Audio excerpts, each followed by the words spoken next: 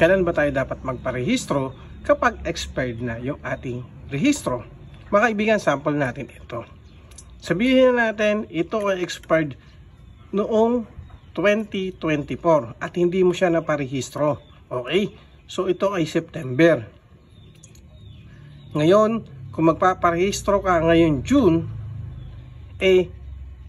kailangan mo uling magparehistro ng September. Uulit ka po ng rehistro ng September. Kasi nga po, ikaw ay expired noong 2024. Ngayon, 2025 na.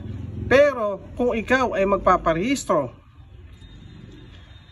ng July or August, pwede na po yan. Isang beses ka lang magpaparehistro. Kasi nga po, pwedeng mag-advance ng rehistro ng 2 months. Pero kung 3 months po mga kaibigan at mga tropa natin, hindi po pwede yan. Kaya uulit ka ng rehistro kung ikaw ay magpaparehistro ngayon June. Okay? Kasi nga po ito ay September.